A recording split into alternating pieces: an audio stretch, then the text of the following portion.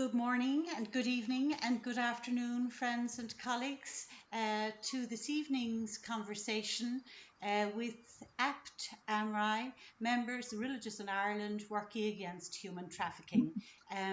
We are part of Winifred Doherty's discussion group in the evening times for CSW65. So we welcome your participation with us this evening and invite you to use the chat box at the bottom of your screens if you would like to make observations, ask questions or make comments. Last Thursday night, for those of you who may not have been with us, we saw APT AMRI members sharing their story, the journey around individual members' lives and how they responded to the call as it emerged, to the call to work to end human trafficking and exploitation. This week, we bring you further along that road to our journey, where we are continuing on, and we will hear individual inputs and collective inputs in relation to APT AMRI's work, its collaborative ventures, its networking, its campaigns, and much more. So to begin, as always, we begin with our opening reflection, and if you bear with me, I'll share the screen with you. We have selected a recording from our colleagues, the religious network in Australia called ACRAF, which stands for the Australian Catholic Religious Against Human Trafficking. Endorsed by the Catholic Religious of Australia, which is the overarching body for 155 religious orders in Australia, representing more than 5,700 religious brothers and sisters.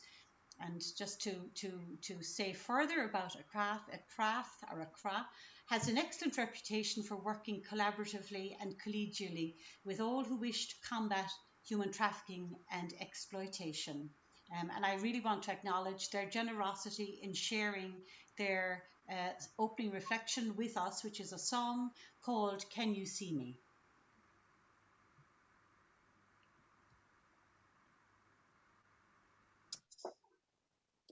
Which has disappeared off my screen. Elizabeth, where's it gone?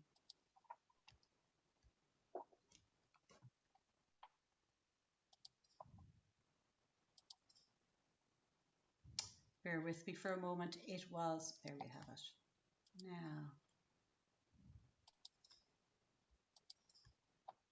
Now. You might like to know a little bit about ACRAF. It was actually one of the founder members was a Brigidine sister, and their offices are actually in our Brigidine house in Melbourne. Yeah. So that's where they operate from, just in part of our house. Did not know that, Patricia. Thank you for that. That's good. Okay. That helps greatly.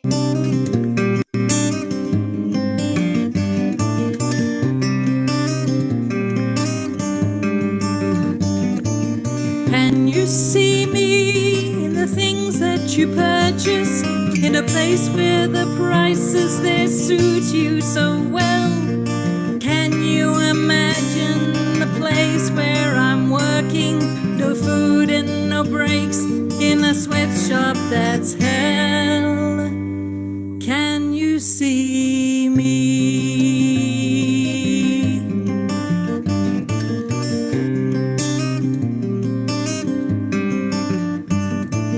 Can you see me in the shadows and darkness, where my body is sold for minutes and hours? Can you imagine the suffering in sex trade, where dreams are stolen and so is my power? Can you see me? Look, look, and don't turn away. I'm calling to you and just want to say, see all you can and tell others about me, and help to bring freedom justice for all. Can you see me?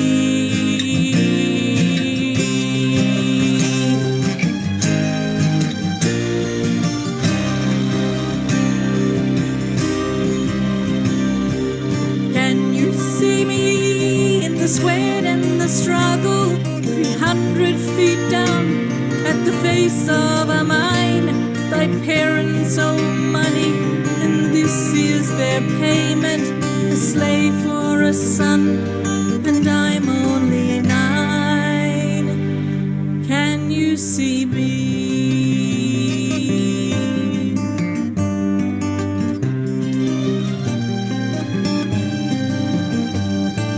Can you see me? I am here all around you. I don't say a word in case I am ill-treated. The servant who should know just where her place is, 24/7 to do what is ordered. Can you see me?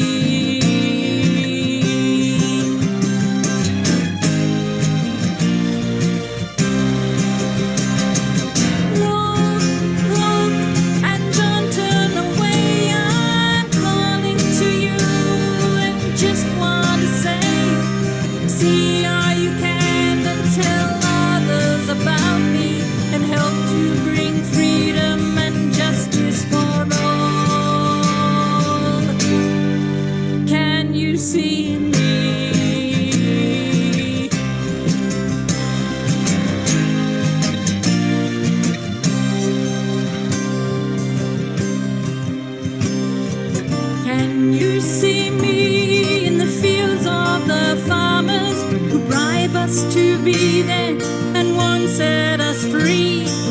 Back-breaking work, no matter the weather, picking and packing your fruit and veggies. Can you see me?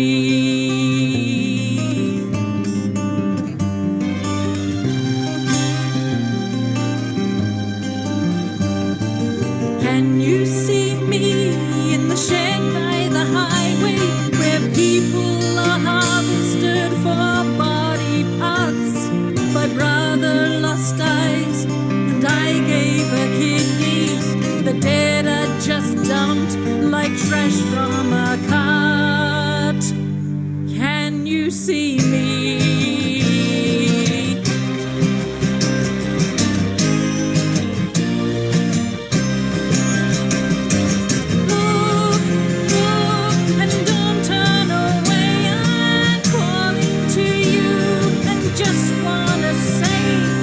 See all you can and tell others about me, and help to bring freedom and justice for all. Can you see me?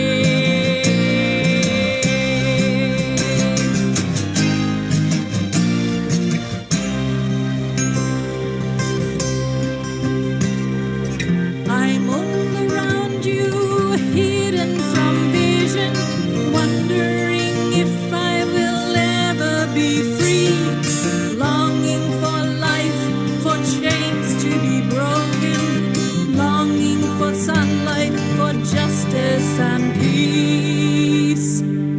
Can you see me?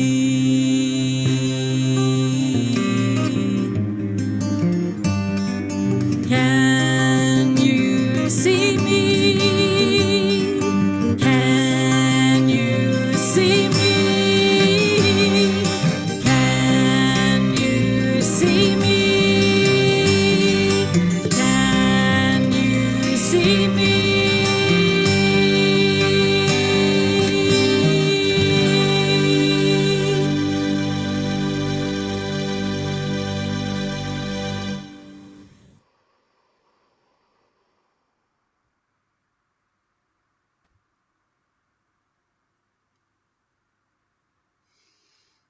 So, welcome to those who have joined us during that interlude. And I think it's important that we honour today, the 25th of March, as because of it being the International Day of Remembrance for the victims of the transatlantic slave trade. More than 400 years of transatlantic slave trading, and yet here we are in 2021 and we're still seeing slavery, modern slavery and transcontinental slavery. So let's have a look this evening at the journey from APT members in relation to making sure that the lyrics there, "Can you see me?" in relation to making sure that the voices of the voiceless and those who are marginalised are not disregarded and are somehow brought to the forefront of policy making and legislation so that people will act against trafficking. So I'd like to introduce you to four of our colleagues: Noreen O'Shea, a member of the Good Shepherds, Congregation of Our Lady of the Good Shepherds, who together with Isabelle Smyth, a medical missionary of Mary, and Geraldine MacCarthy, who is, let me see, Geraldine's congregation is the Society of the Holy Child Jesus. Sheila McGowan, who is the Holy Family of Bordeaux, and Mary Ryan may very well be able to join us. So we have some more sisters who are going to be together this evening giving us a presentation. So over to the opening four, who are Noreen O'Shea, Isabelle Smyth, Sheila McGowan, and Mary Ryan, if she's with us. Thank you very much, Anne, and a very warm, hearty Irish welcome to everybody who is joining us, whether it's evening or afternoon or whatever time of the day it is in your country.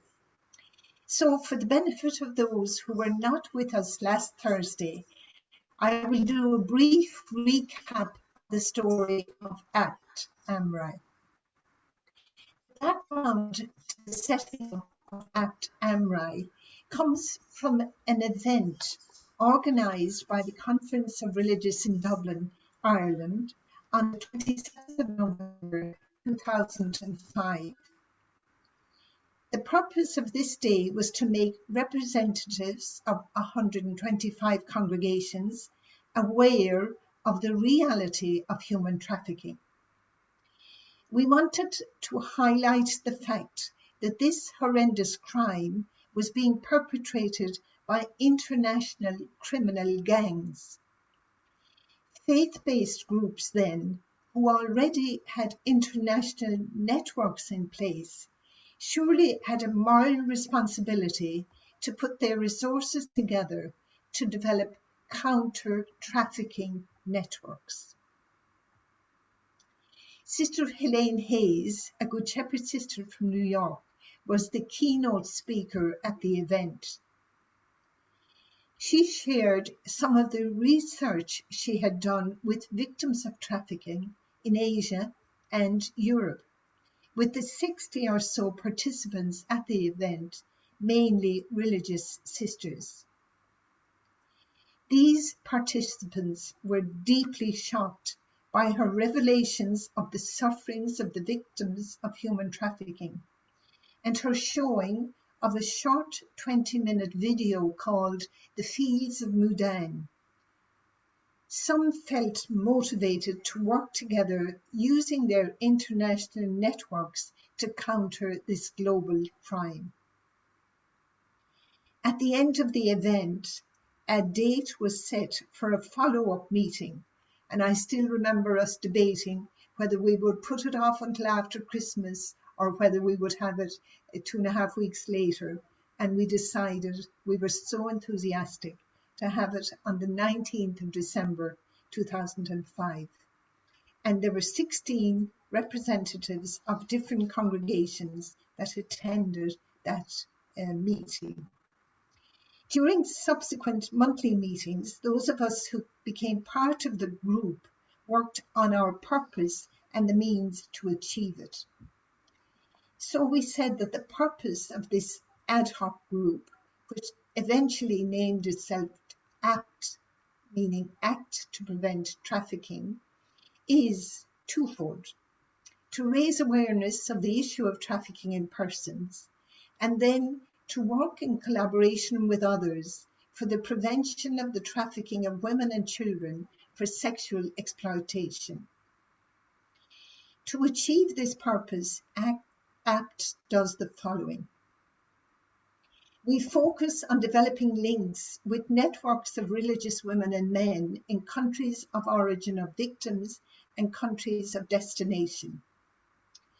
We network with other similarly committed organisations and action groups nationally and internationally.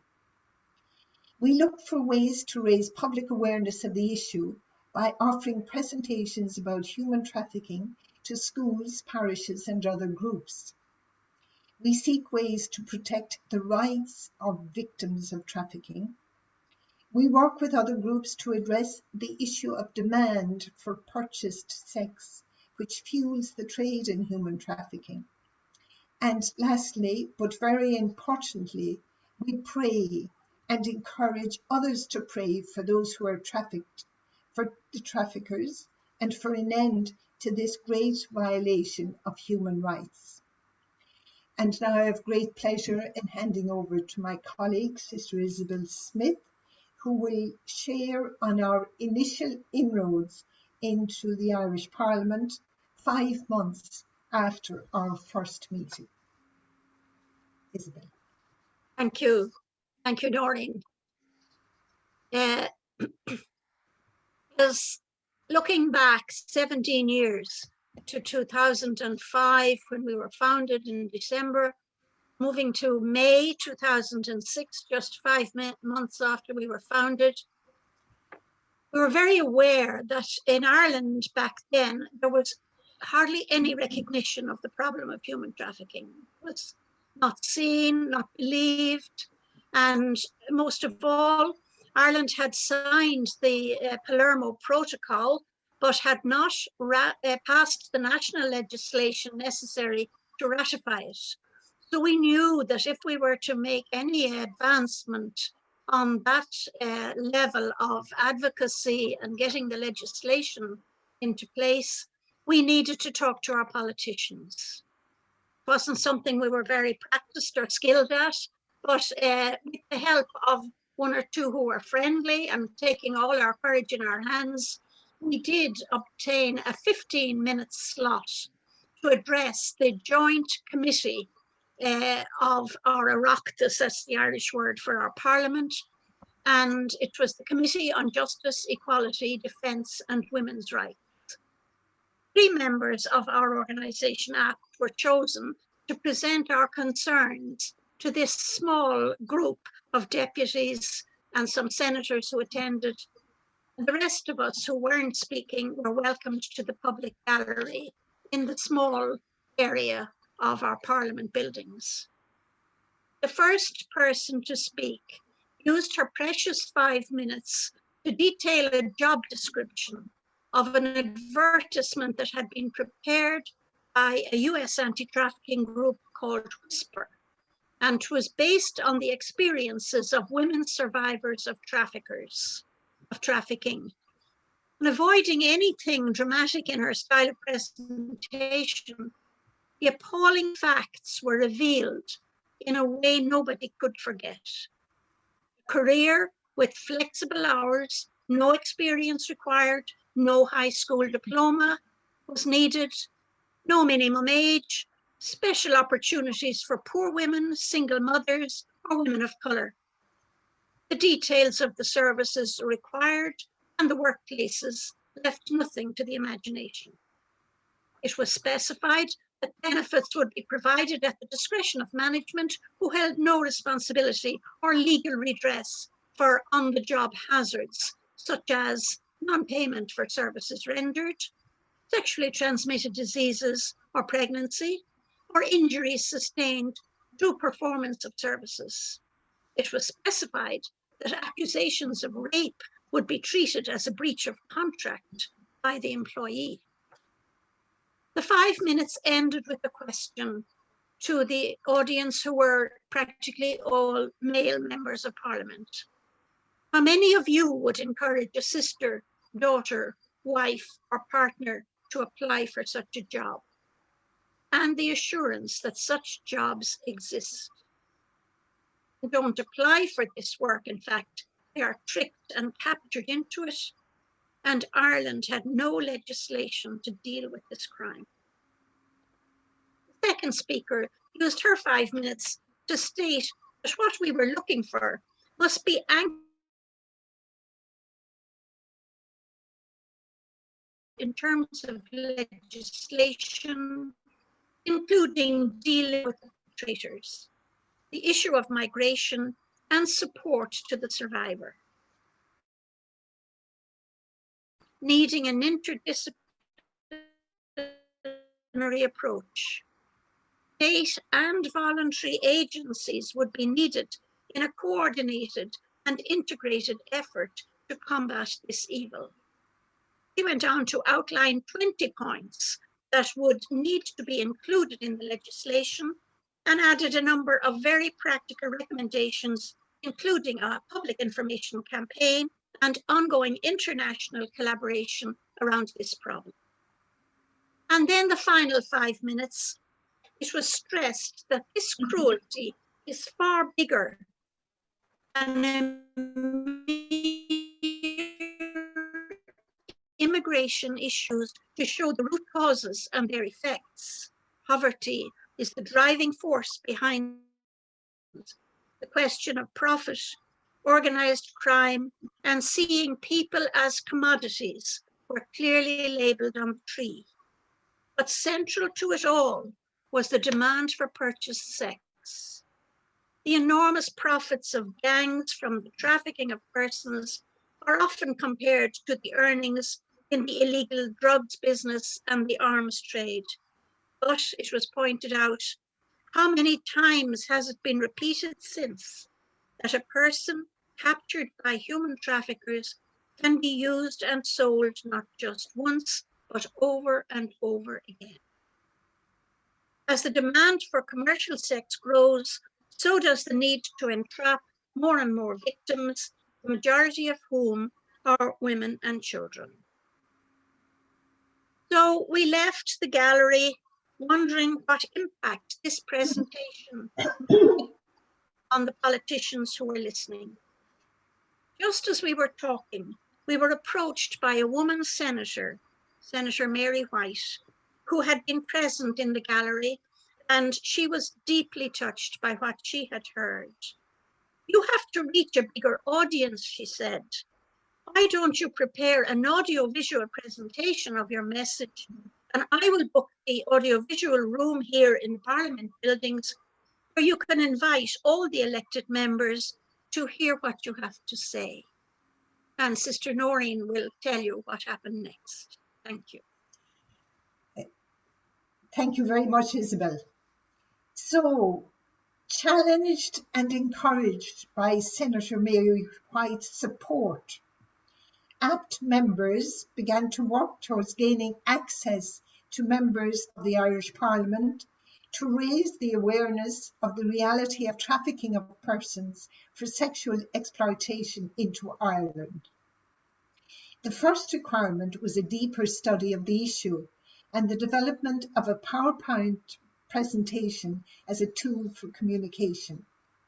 This was done through attending workshops and reviewing the accounts of international meetings which some of our members attended over the first few months of our existence. And then, on the 19th of October 2006, we had a 1-hour meeting with Simon Coveney, member of the European Parliament, who had formerly been a member of the Irish Parliament. Through previous contact with him, we were aware of his work on anti-trafficking. In fact, he spearheaded the Stop the Traffic campaign at the European Parliament. And by the way, Simon Coveney is currently the Minister for Foreign Affairs and Trade. Kathleen Lynch, a Labour TD from Cork, was also very helpful. Simon Coveney's advice about a strategy for engaging the members of the Irish Parliament was invaluable and could be replicated any place.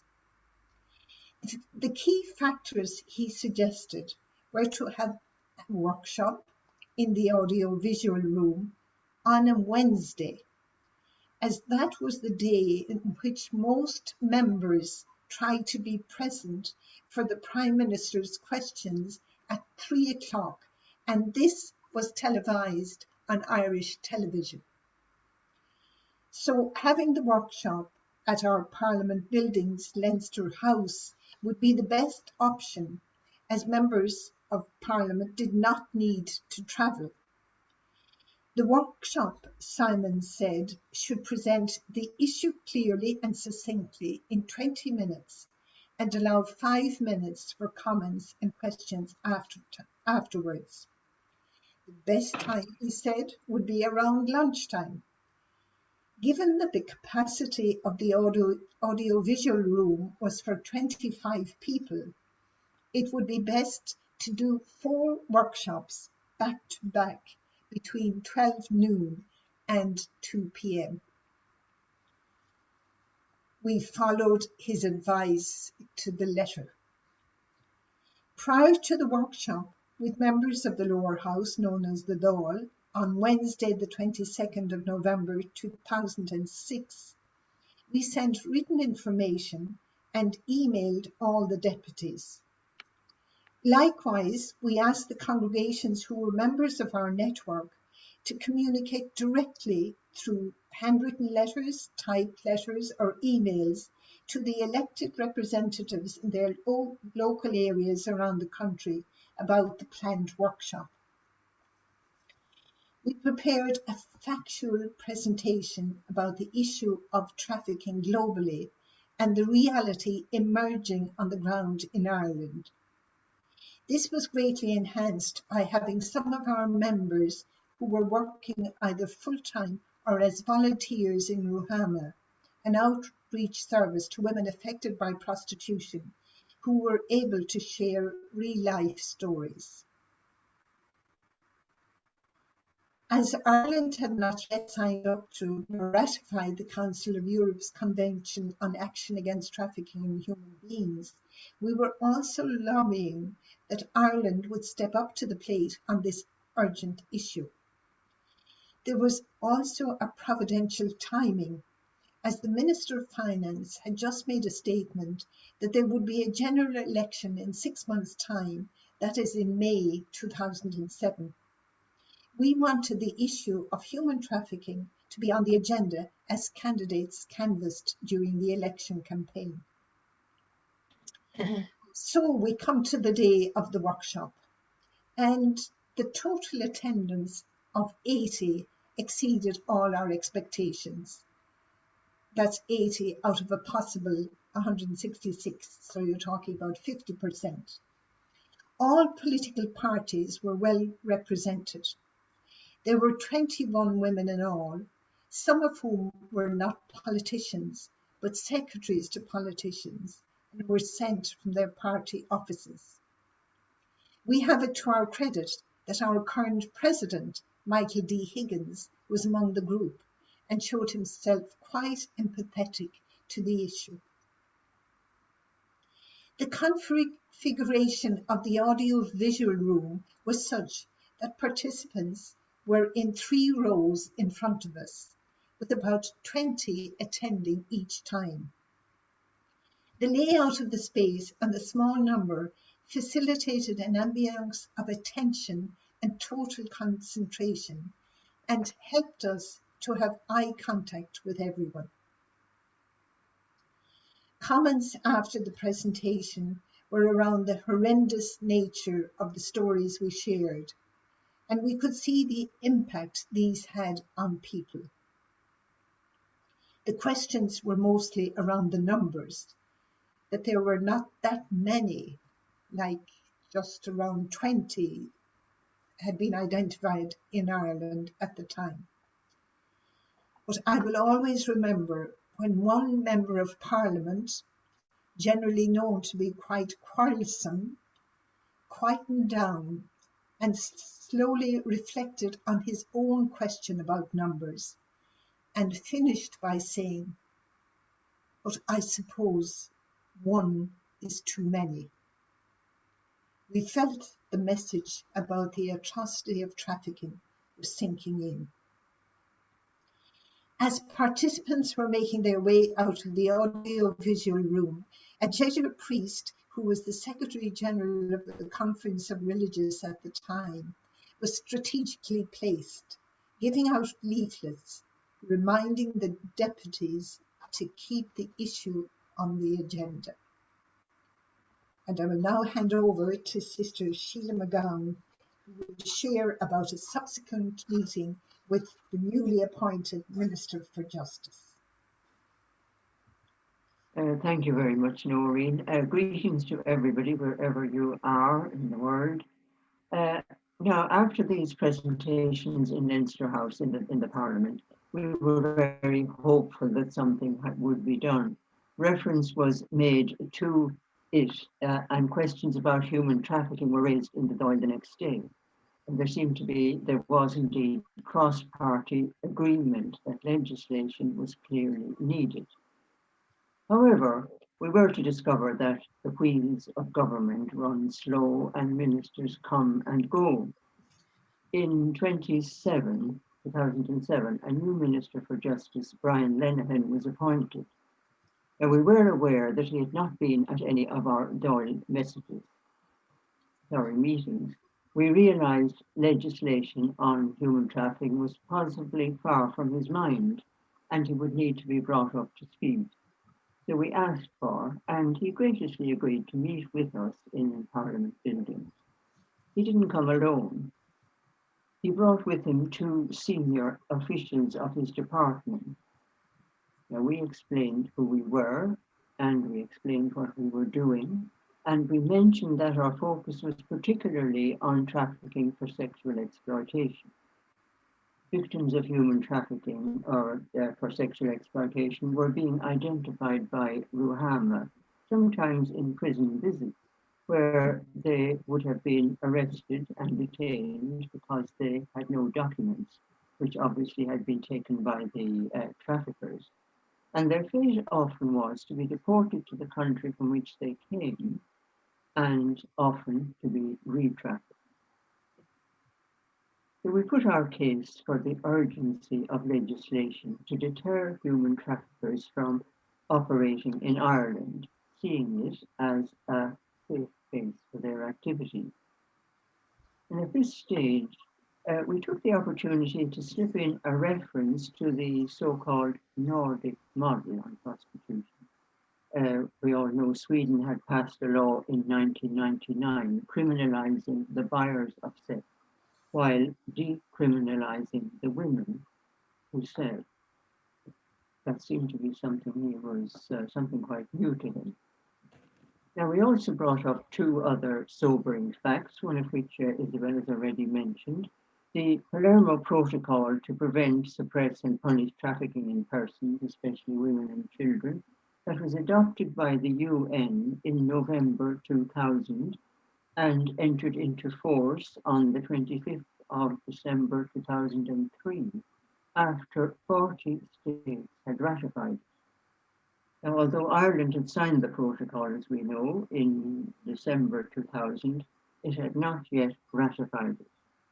That was eventually done in June 2010. And another important international instrument we mentioned was the Council of Europe Convention on Action Against Trafficking in Human Beings. That was the 16th of May 2005. Ireland had also signed, but only ratified it in 2019. So at the time of our conversation, we pointed out that Ireland's standing internationally in efforts to eliminate human trafficking was as low as it could be, with a Tier 3 ranking in the annual Trafficking in Persons report published by the US Department of State. So as the meeting ended, we felt we had been heard and were reasonably confident action would be taken. It was.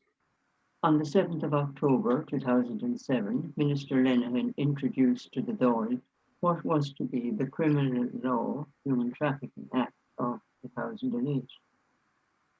He brought it through the various stages up to the second reading before he was replaced as Minister for Justice by Dermot Ahern. He continued the work, and the bill was passed on the 8th of May 2008.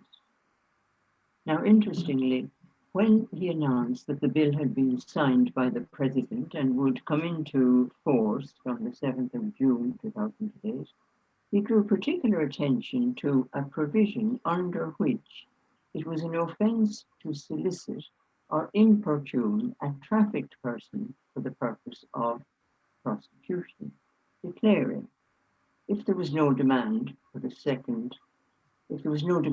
sexual services of trafficked persons, the traffickers would be put out of business overnight. He was talking about just about trafficked persons.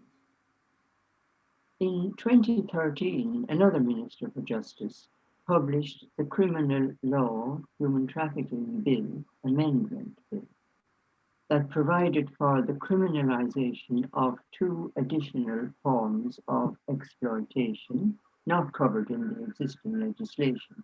They were trafficking for the purpose of forced begging and trafficking for criminal activity.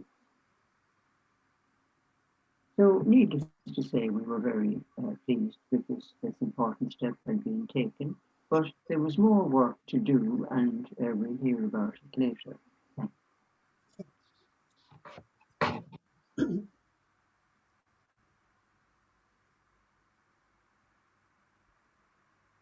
So we're fortunate that Mary Ryan has been able to join us. Is Thank you, am I Mary. passing over to Mary Ryan? Yes, and welcome to Mary. Mary is a religious sister of the Mercy congregation and is a long-standing member of APT AMRI. And Mary's going to join us with some observations that she would like to share. So over to you, Mary. Thank you, Anne. Well, as Noreen said, I'm Mary Ryan, a sister of Mercy, and I have almost 20 years' experience in working with different aspects of anti-trafficking, particularly of women and children, and also with women in prostitution.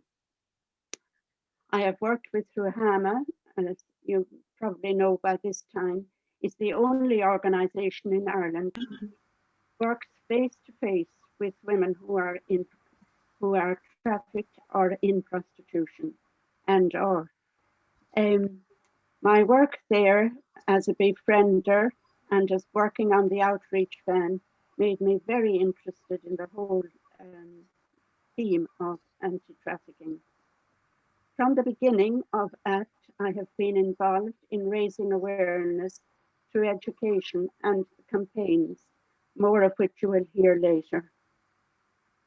Being very conscious that children are almost 1/3 of those that are trafficked in Ireland and in other countries.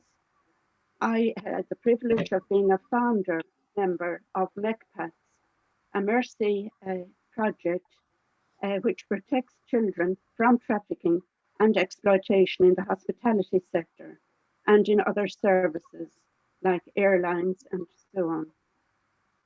Also, I was very privileged to work in a safe house provided by my community to accompany women in their most vulnerable states, just that they may have been rescued or found on the street, upset, or they were trying to escape forced marriages or forced prostitution. I have paid many visits to direct provision centres, which are the state-assisted accommodation. It's a system that now urgently in need of refocus and revision in its support and support for women and children who are trafficked. Now, it is evident from the two speakers who have gone before me how busy APT is kept in raising awareness from its very initiation, raising awareness of anti-human trafficking. As already noted, I'm sure, the first identified trafficked woman in Ireland was in the year 2000. Not a lot was known at the time of this phenomenon, its extent or its causes, who were the trafficked people, who were the traffickers themselves, or their methods of deception, of fraud or coercion. And as you have already heard, few were well informed about the Palermo or the Convention of Europe in 2005.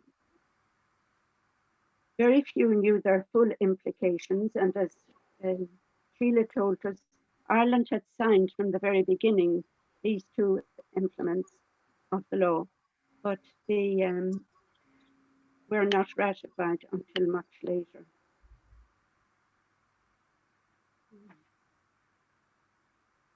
For me, the most important campaign was that which Noreen and Sheila described, the visits to the Oireachtas, to our House of Parliament. I think our first visit there was an auspicious day, a very unique experience for a number of us religious sisters, engaging with the deputies, and who were mostly male, with a few women at that time, on behalf of women who were trafficked and women in prostitution.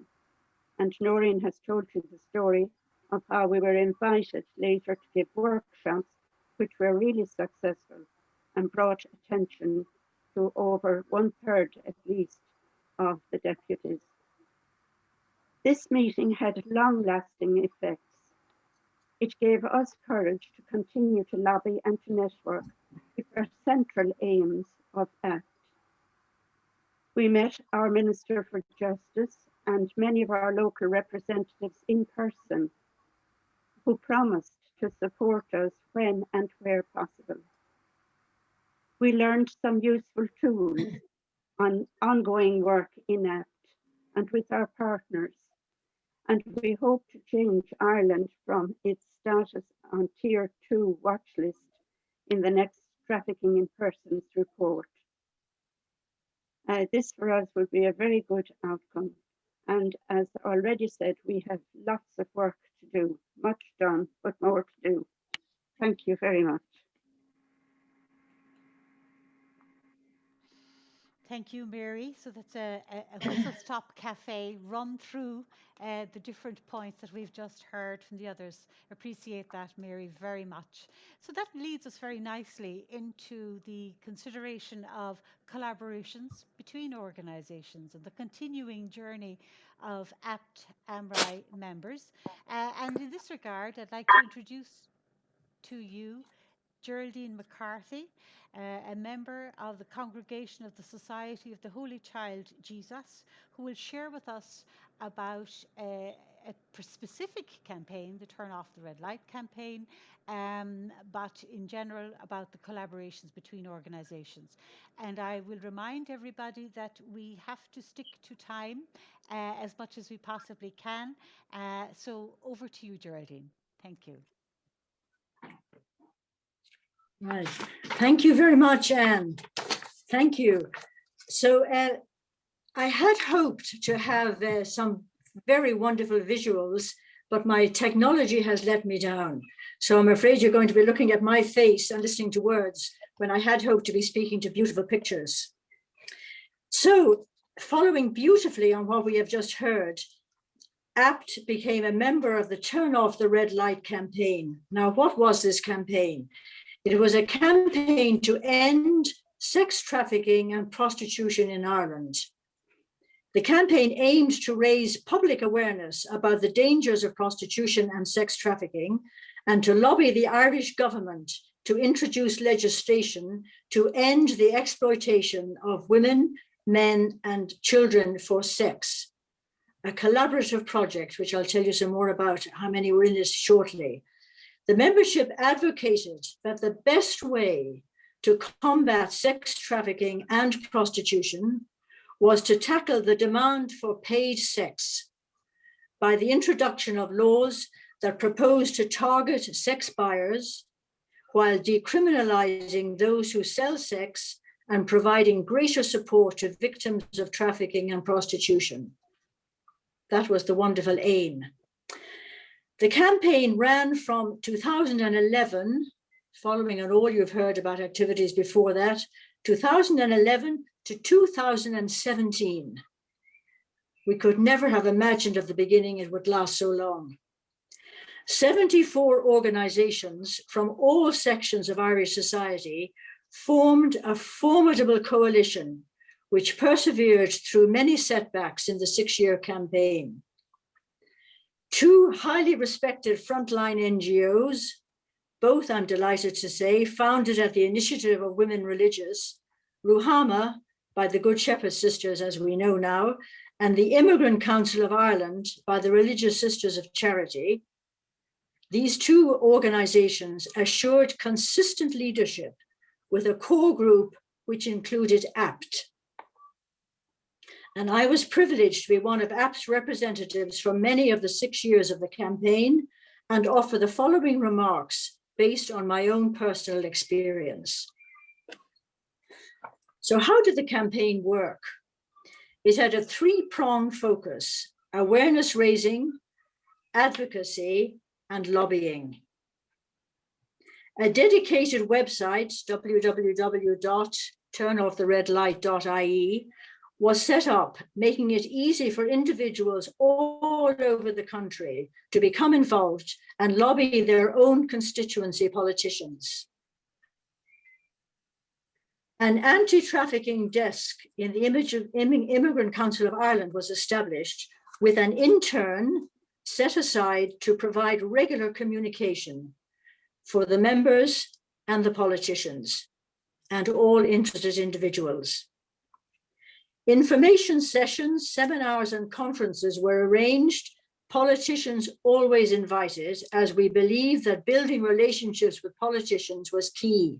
There were some very committed ones, as we have heard, as a result of APT's lobbying and the lobbying of other organizations. Maximum use was made of TV, national and local radio, the press, and social media. And our members attended sessions often late into the night to give support to those speaking in the Senate or in our House of Parliament in favor of the change in legislation. What were some of the main challenges and setbacks so the thing lasted 6 years? Well, first and foremost, I would say, without naming any individual, there was a certain lack of commitment of the Minister for Justice and Equality in the early years.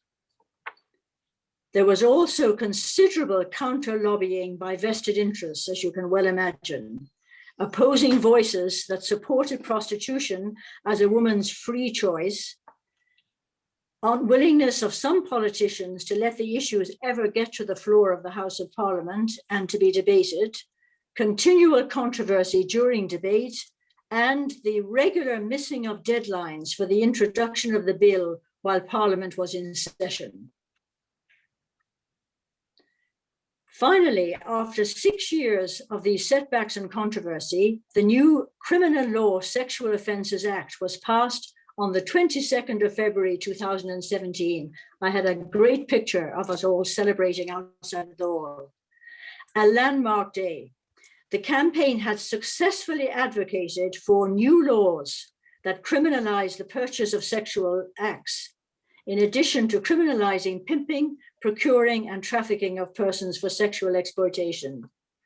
And in recognition of the vulnerability of those involved and exploited in prostitution, the 2017 Act included new laws that decriminalized the persons prostituted.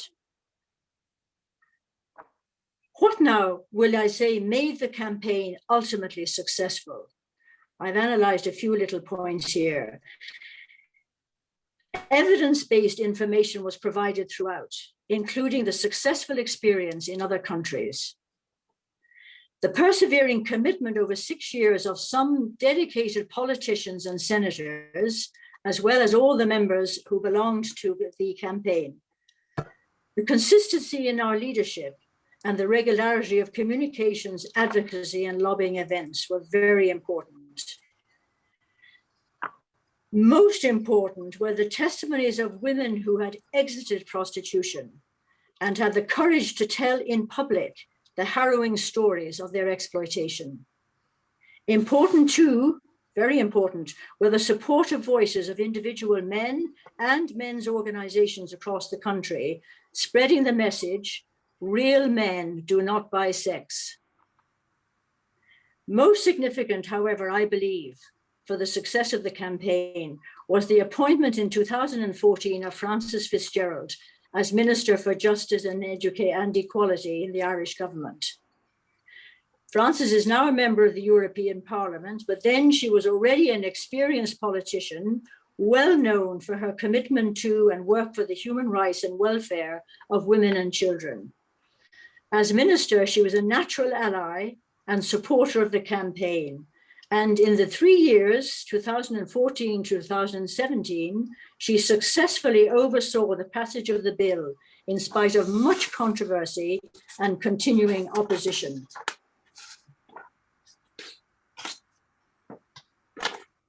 A little final personal reflection, which I think all APT members who are here tonight and all of us will agree. Law is, of course, important and valuable as it sets the accepted norm for behavior. However, it's only as effective as its implementation. Today, 4 years, just gone 4 years, after we rejoiced and had such high hopes for the 2017 Criminal Law Sexual Offences Act, we're not seeing an end to sex trafficking and prostitution in Ireland. The supply and demand has largely gone online, and exploitation of women and children takes place in private houses and apartments. There have been few convictions of the buyers of sex, which was the main purpose of the new law. So in the end, we believe that only a change of heart and personal conviction can assure a change of behavior. As long as women and children continue to be exploited and trafficked for sex, APT AMRI will continue its mission in collaboration with others of like mind. Thank you. Thank you, Geraldine, for that very comprehensive overview and that nice personal touch at the end. And of course, all this work, it is personal. It's personal to all of us. So we're going to continue on this journey. We do have limited time. I'm busy here in the background texting people to slice and dice. So I'm hoping you're all reading your chat boxes. I will be handing over to Sheila McGowan to lead us on the next stage of the journey. And when we say 5 minutes, we genuinely do mean the 5 minutes. So I'm sure everybody will be adapting accordingly. So it'll be over to Sheila, please. Thank you. Yes, greetings again. Well, as we seem to be in an alliterative state. I'm going to talk about a novel awareness-raising event that we took, and it's been called From the Band to the Boyne. So I will also observe 3 B's, which are be clear, be brief, be gone. Now, if you'll allow me to share my screen.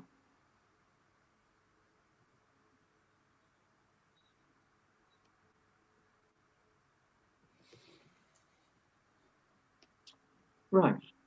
So as you have been hearing, well, raising awareness about human trafficking has always been one of the APT's activities. We do it in various ways.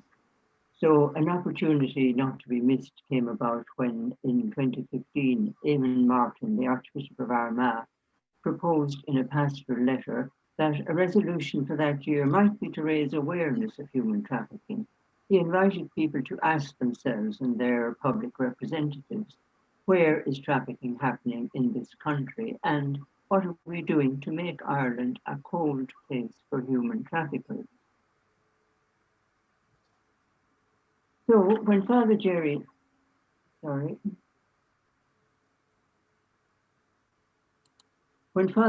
Campbell, who's then a 50-year-old parish priest of Kilkerley in Dundalk, got to know about APT from one of our members, a poor Clare sister, Moraidni Aroin, who's a member in the Diocese of Armagh.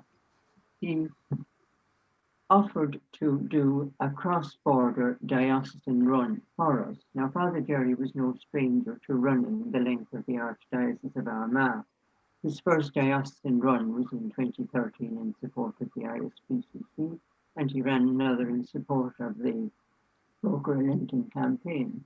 So needless to say, his offer was taken up with alacrity by APT.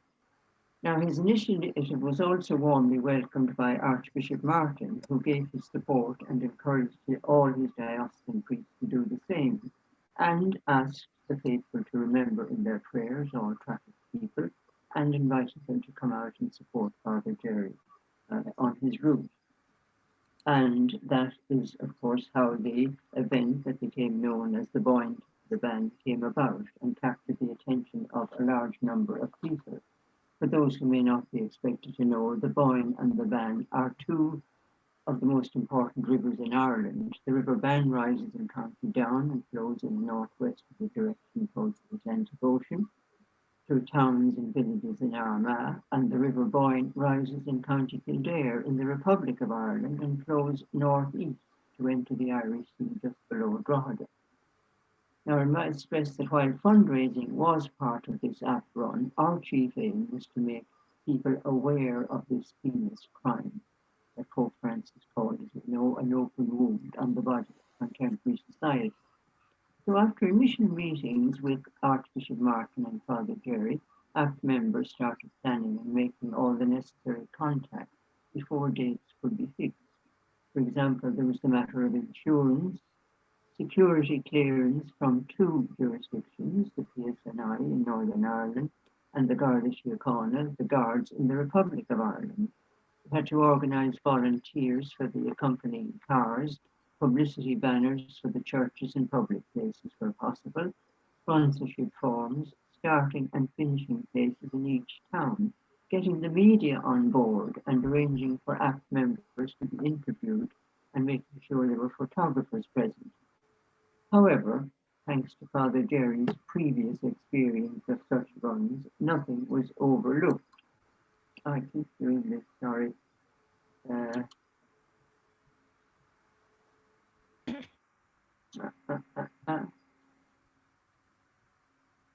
You're okay. Yes. So when all was ready, the event was officially launched outside Armagh Cathedral on the 15th of April by Archbishop Eamon Martin, with Sister Geraldine there, coordinator of APT in attendance. Now, announcements made in churches throughout the diocese for a number of weeks beforehand, as well as prior coverage in local newspapers and radio stations, ensured it was widely known that Father Jerry would begin his latest charity run on Sunday, the 26th of April, at the Church of St. Tria in Newbridge, and end at St. Patrick's Church in Drogheda, Wednesday, the 29th of April. So a considerable crowd gathered to pray and cheer him on the first day of his run from Newbridge. Each day followed a similar program. Father Jerry began his run after a prayer service from 8:30 to 9 in the designated church in every town on his route. Parishioners were invited to be present and give whatever support they could. A car driven by one of his own parishioners, decorated with balloons and banners, preceded him on his route. Another car, similarly decorated and driven by an APT member, followed. The reception we received at each stop, and particularly the final one at St. Peter's in Drogheda, was always warm and enthusiastic. On arrival, we were welcomed by the parish priest, who was available, members of the parish council, parishioners, and even on occasion, local civic representatives. And it was gratifying to meet people who had heard about us from others who had been at some of our presentations and wanted to know more. And among them was the president of Sir Optimist Ireland. So these were great opportunities to interact with people on the issue of trafficking, answer questions, distribute flyers, and also explain how they might recognize the signs that someone was trafficked. Now, for quite a number of people, the global scale of the crime and that it is prevalent and escalating in Ireland was an eye-opener. It's hard to find words to express our gratitude to Father Jerry for his generous gift to the cause of raising awareness, helping us to sow the seed of awareness on such fertile ground, so that Ireland may indeed become a cold place for human traffickers. And Father Jerry himself was profuse in his thanks to all, including us, who had helped him through this demanding but very rewarding and worthy challenge. Thank you. Thank you very much, Sheila, as you took us on that journey. You animated it so well for all of us. We almost were back there again in terms of the experiences. So that brings us very nicely, and I appreciate you sticking to time as well, Sheila, following on Geraldine's good example. The clock is always something that we have to watch. We have some maybe 5-7 minutes left in the context of conclusions. There's some comments in our chat box, and I would invite you to look at the chat box. There's comments from Patricia Mulhall in relation to not only the achievements here in Ireland, but also in relation to the realities in the UK as well. And then Winifred has added that there's a constant global campaign advocating for legislation of sex trade, including decriminalising all engaged in the sex trade, pimps, brothel owners, etc., and that sex work is work to be organised under the decent work agenda and subject to labour laws. So while trafficking is a crime, the Sex Workers Union representatives say that they are best positioned to report trafficking cases. And we know that the International Labour Organization had a representative of the Sex Workers Union on their panel for the International Trafficking Day on 30th of July last year. Space International, founded by Rachel Moran, is a staunch advocate against all of this. So the question that might be rhetorical, but maybe people might want to be able to respond is, are you collaborating with Space International? But however, because it is 7:10 and we have our 3:10 in the afternoon in New York, we just have about 5 minutes left to hand over. But before I do hand over to our chairperson of APT, to Liz Byrne, I would invite people to network and make the connections and respond to those questions accordingly with each other's emails and offline. So our more focal score, Maradirho, I'm going to hand over to Liz Byrne, who is our chairperson of APT AMRI, to share with us some final insights and to conclude this evening's presentations. Over to you, Liz. Okay, thank you.